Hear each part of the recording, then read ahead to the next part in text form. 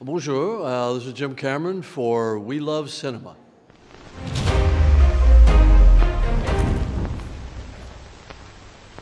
Where does a love of drawing come from?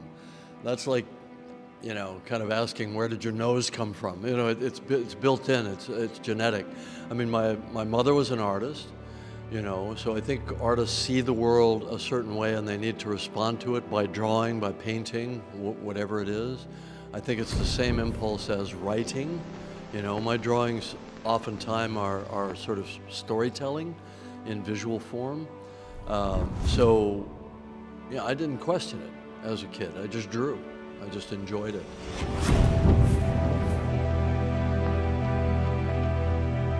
I think a good idea is anything that sticks with you that you feel you have to respond to, right? So to me it was a feedback process. So I'm seeing something, I'm responding to it, and I'm drawing it. Now it could be something in nature, that could be an idea that I read, a science fiction book. I'm talking about when I was 8, 10, 15 years old, very formative period. I wasn't taking really formal art classes or anything like that. They had an art program in my high school, and I think the teachers saw that I could draw, so they, there might have been a bit of positive feedback there. But I don't think one draws for attention. Look at my drawings. You draw because you have to. You just can't stop yourself. I mean, that's, I think, a true artist. And I'm always drawing all the time, always doodling, sketching faces, sketching hands, sketching spaceships, you name it. Well, look, I was a curious child. I'm still a curious child. I think all life is exploration, finding out what's around the corner, finding out what's over the hill, exploring an idea. I'm literally an explorer, which I believe means you go someplace. You get up off your butt and you go someplace. You go to the bottom of the ocean, you go to the Titanic wreck or to the hydrothermal vents or whatever. But if we want to treat exploration as a metaphor, it's you can explore an idea.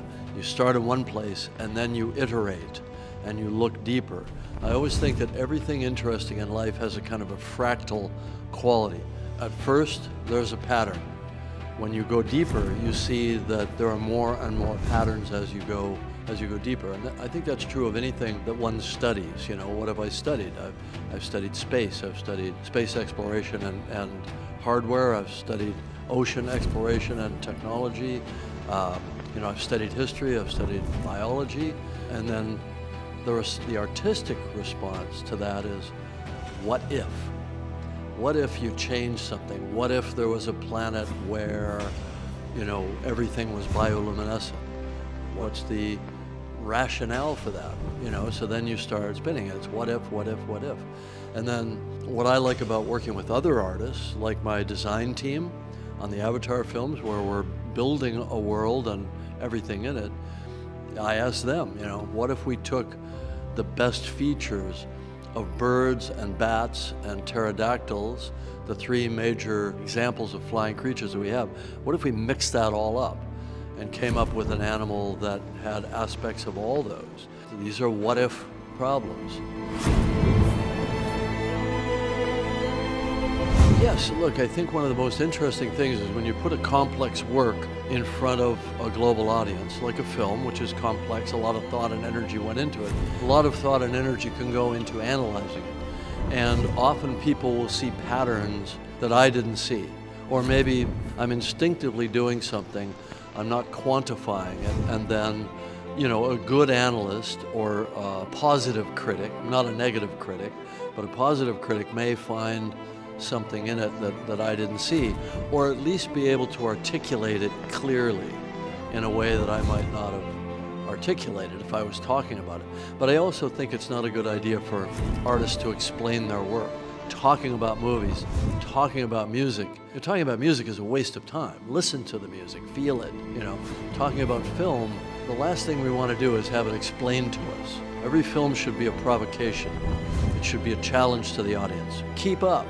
Right? Stay tuned, keep your eyes open, think, process during it. And if you get something out of that, fine. If you just want to sit back and treat it at a surface level, it should be satisfying on that level as well. You know, I always think that films should work on multiple levels, at least 2 and often 3 levels. And I think it's important, you know, as a filmmaker, to know that's what you're trying to do. You know, so on an Avatar film, I challenge the people working with me, my editors, for example, or my designers, to say, all right, here's the surface level. We're serving a plot line. We're serving a character. Those are all surface levels. The second level is thematic. Well, what are we trying to say? What's our metaphor with this creature design, or with that character design, or that costume, or that setting? What are we trying to say? Between the lines, what is it expressing to us? And then the tertiary level is, how does it make us feel at a level we can't explain? You know, which I think of as a spiritual level.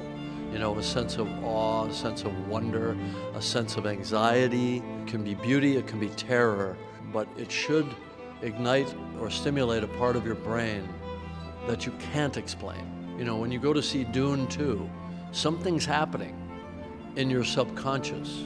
When you watch that film, I think when you see an Avatar film, something's happening in your subconscious. That's the tertiary level, and I think it's the one that's the most difficult. That's where the music comes in. That's where the length of time that an image plays on the screen becomes important.